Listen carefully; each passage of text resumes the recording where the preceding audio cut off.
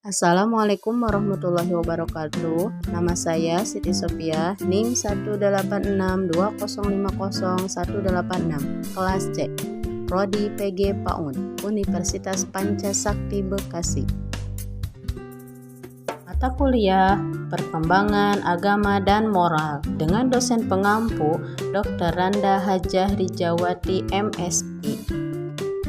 Di sini saya akan mempresentasikan tentang pengembangan nilai-nilai agama dan moral anak usia dini. Pengembangan moral agama sangat erat kaitannya dengan budi pekerti, sikap sopan santun, dan kemauan melaksanakan ajaran agama dalam kehidupan sehari-hari. Pembahasan filosofis yang dikemukakan oleh Kilpatrick, pendidikan moral akan terus berkembang dengan berbagai pendapat pakar dalam aspek budi pekerti, nilai moral, dan keagamaan.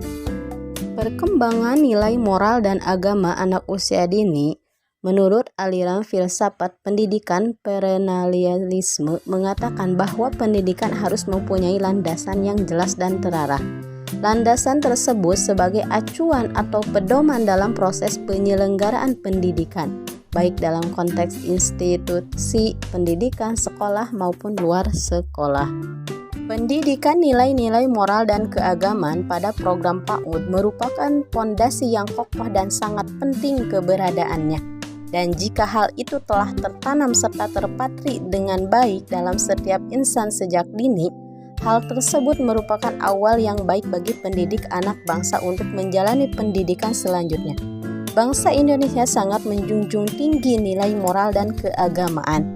Nilai-nilai luhur ini pun dikehendaki menjadi motivasi spiritual bagi bangsa ini dalam rangka melaksanakan sila-sila lainnya dalam Pancasila. Menurut Hidayat 2007 halaman 7-9.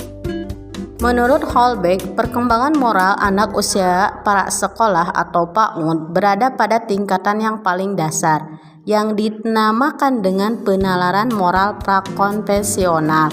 Pada tingkat ini, anak belum menunjukkan internalisasi nilai-nilai moral atau secara kokoh. Namun, sebagian anak usia PAUD ada yang sudah memiliki kepekaan atau sensitivitas yang tinggi dalam merespon lingkungannya atau positif dan negatif.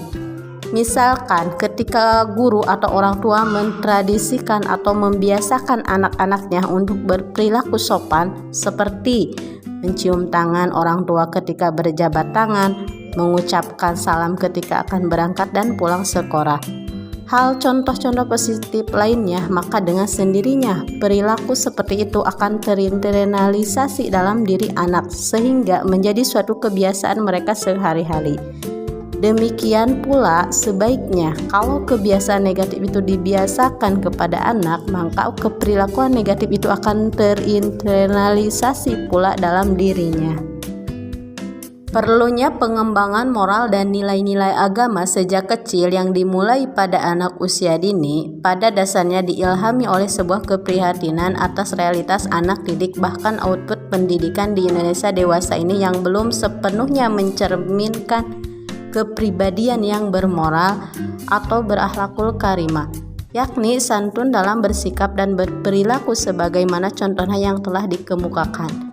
Hal ini menunjukkan bahwa ada sesuatu yang perlu diperbaiki dalam sistem pendidikan kita, khususnya pada jenjang pendidikan yang paling dasar atau prasekolah. Oleh karenanya, sebagai upaya awal perbaikan terhadap sistem pendidikan di Indonesia, maka sangat diperlukan adanya pengembangan moral dan nilai-nilai agama sejak dini sebagai upaya mengkokohkan mental spiritual anak. Landasan yang jelas dan terarah yang dimaksud adalah pendidikan harus berprinsip pada pengembangan nilai-nilai moral dan agama, di samping aspek-aspek lain yang berkaitan dengan bidang-bidang pengembangan. Hal ini sangat diperlukan sebagai upaya untuk mengantarkan anak didik menuju kedewasaan berpikir, bersikap, dan berperilaku secara terpuji atau akhlakul karimah.